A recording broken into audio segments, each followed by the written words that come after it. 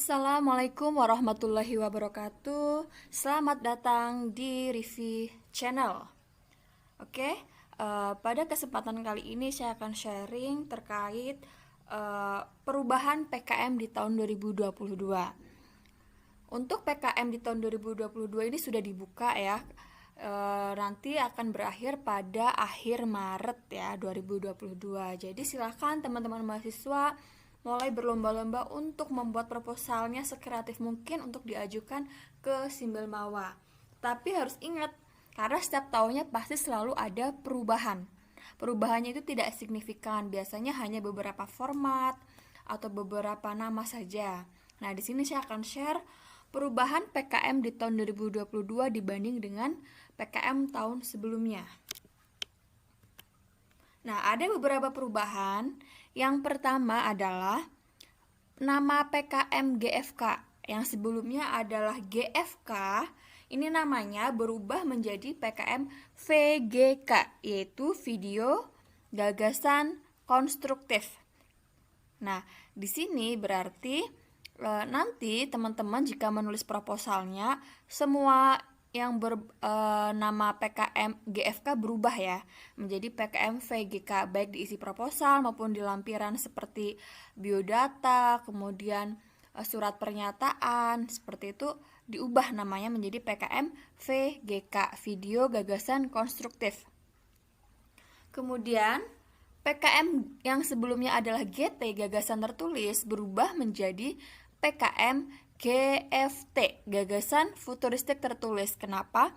Karena agar teman-teman itu membuat gagasannya di sini adalah gagasan untuk masa depan, future gitu. Karena banyak sekali proposal yang masuk itu membuat gagasannya tuh gagasan asal gitu. Yang penting itu berupa gagasan tertulis yang tertuang secara ditulis gitu. Tapi yang dimaksud GT sebelumnya atau sekarang berubah menjadi GFT itu gagasan tapi futuristik gitu. Jadi gagasan untuk masa depan tapi yang secara tertulis. Kalau VGK itu adalah gagasan tapi dalam bentuk video, tapi kalau GFT gagasan tapi dalam bentuk tulisan atau tertulis. Ini ya, jadi dua nama ini yang berbeda gitu. Jadi sekarang memang ada 10 skema PKM ya, seperti itu. 8 yang pendanaan, 2 yang insentif. Kemudian PKM mulai tahun 2022 ini disesuaikan dengan MBKM ya, karena kita di kampus ini sudah mulai berbasis MBKM. Jadi kegiatan PKM ini nanti sesuai dengan sasaran IKU di setiap perguruan tinggi masing-masing dan nanti akan mendapatkan SKS konversi. Nanti akan saya jelaskan. Kemudian kuota PKM menurun setiap klasternya. Kegiatan PKM itu yang semula blended menjadi full luring dengan protokol kesehatan. Jadi tahun 2022 PKM-nya secara luring semuanya.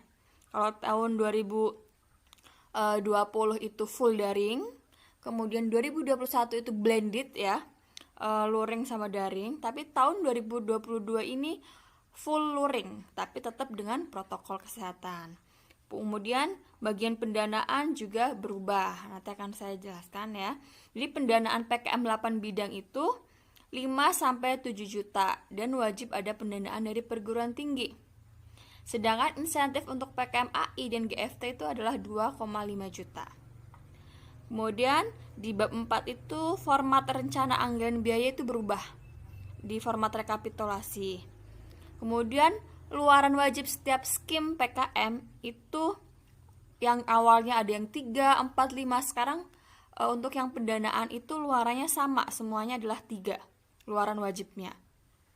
Kemudian format lampiran ini ada beberapa yang berbeda. Nah, saya akan bahas. Nah, ini.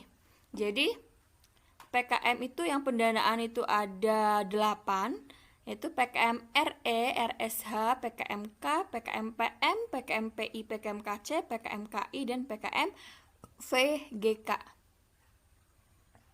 Kemudian yang insentif itu adalah PKM GFT dan PKM AI, itu 2,5 juta. Nah, kriteria keilmuannya masih sama seperti sebelumnya. Nah, untuk tahun ini panduan PKM RE dan RSH dibuat secara terpisah. Jadi teman-teman silakan disesuaikan dengan panduannya. Misalkan mau PKM RSH berarti buka panduan PKM RSH. Kalau tahun dulu tuh jadikan satu PKM riset panduannya, kalau sekarang RE dan RSH berbeda panduannya. Silakan teman-teman bisa dibuka. Kriteria keilmuan masih sama. Kemudian pendidikannya ini untuk akademik dan vokasi diperbolehkan, jadi D3, D4, S1 yang penting terdaftar dalam PDPT mahasiswanya. Jumlah mahasiswanya sama semuanya 3-5. Nah, ini pendanaan 5-7 juta untuk yang pendanaan 8 bidang itu. Nah, untuk luaran wajibnya di sini 3 ya, luaran wajibnya. Jadi untuk PKM RE maupun RSH, laporan kemajuan, laporan akhir dan artikel ilmiah. Sedangkan untuk PKMK, laporan kemajuan, laporan akhir dan produk usaha. Untuk PKMPM, laporan kemajuan, laporan akhir dan buku pedoman mitra, sama seperti PKMPI.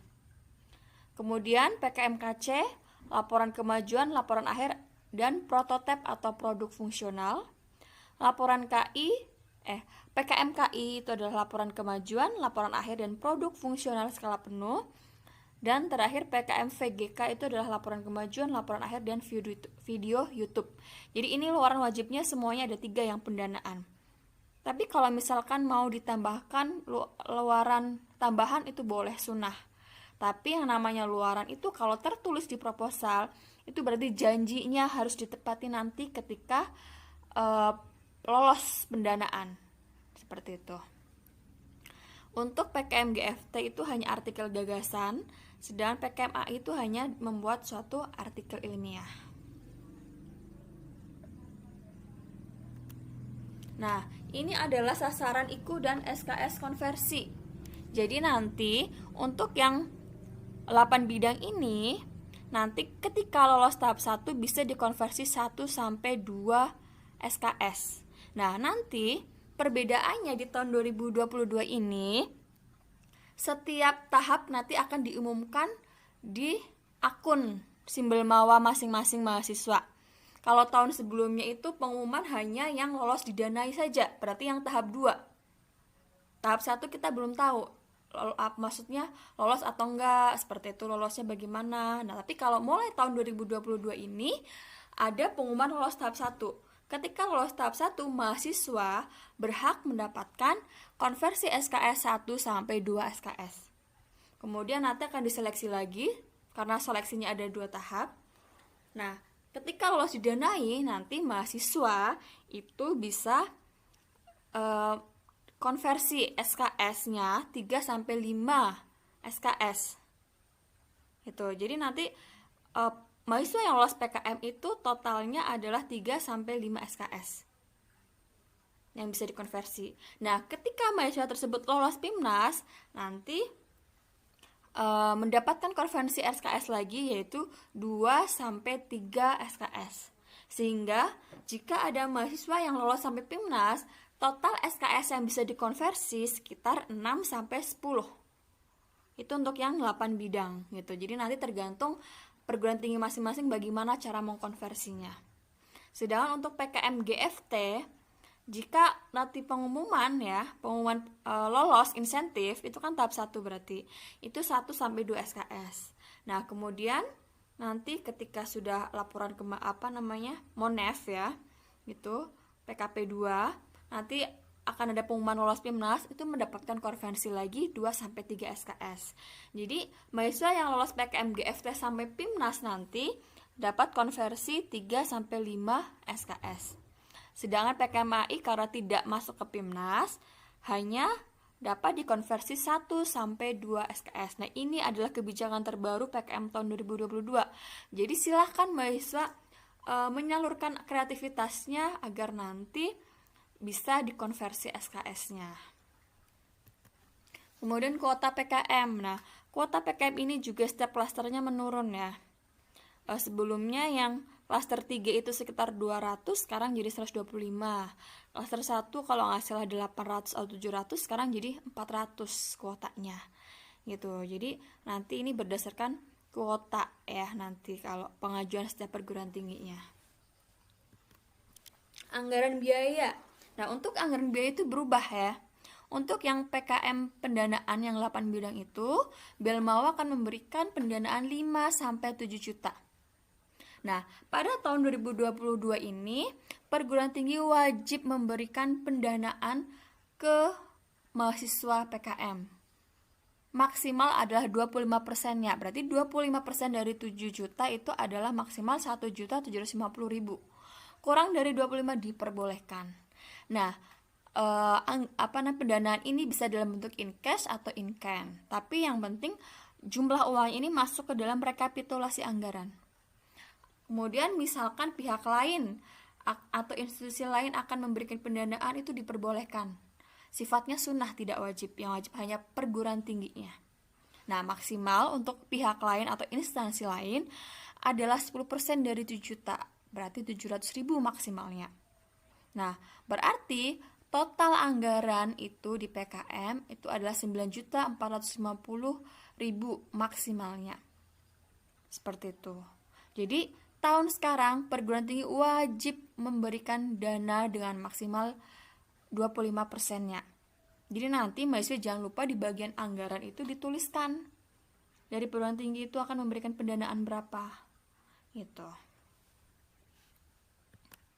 Kemudian format rekapitulasi anggaran belanja ini berbeda dengan tahun sebelumnya.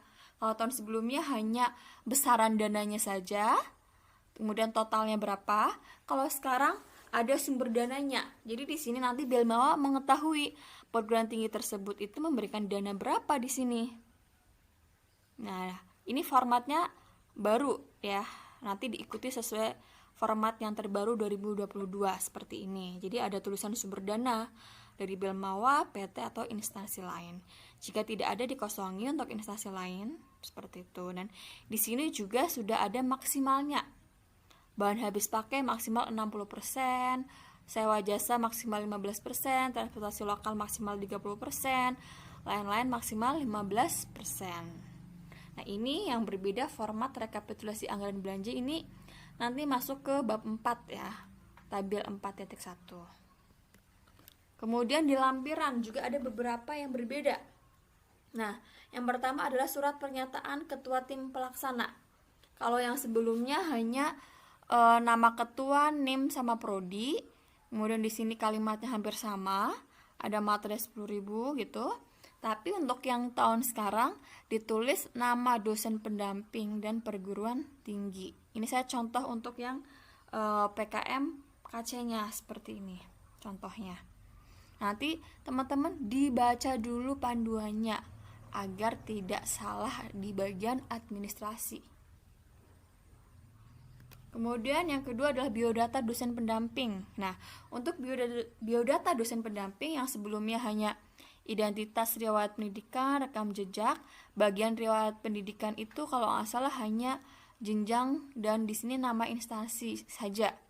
Nah, kalau ini formatnya agak sedikit ditambah ya, satu kolom di sini. Jadi riwayat pendidikannya itu ada jenjang, bidang ilmu, institusi, dan tahun lulus. Ini untuk biodata dosen pendamping. Ingat, biodata dosen pendamping formatnya seperti ini, bukan format biodata dosen yang biasanya diajukan untuk hibah, karena berbeda formatnya. Ini saya contohkan untuk yang PKM RSH, semua sama untuk skim PKM. Kemudian justifikasi anggaran. Nah, untuk justifikasi anggaran itu ada persenannya. Kalau sebelumnya itu tidak ada persenan, kalau tahun sekarang itu ada jenis pengeluaran itu ada maksimal persennya di setiap sub pengeluaran seperti belanja bahan, kemudian belanja sewa maksimal 15%, transport lokal atau perjalanan, lain-lain.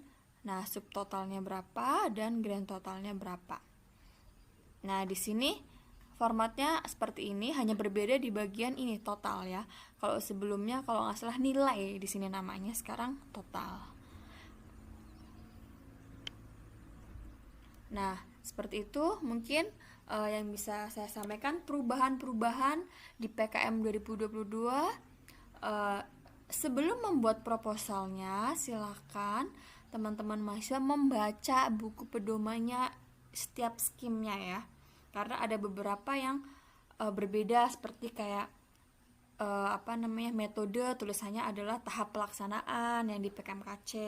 Kalau dulu metode pelaksanaan, jadi hanya ada beberapa kata atau kalimat yang diubah. Nah, silakan dibaca dulu pedomannya. Semoga sukses di PKM tahun 2022. Terima kasih. Assalamualaikum warahmatullahi wabarakatuh.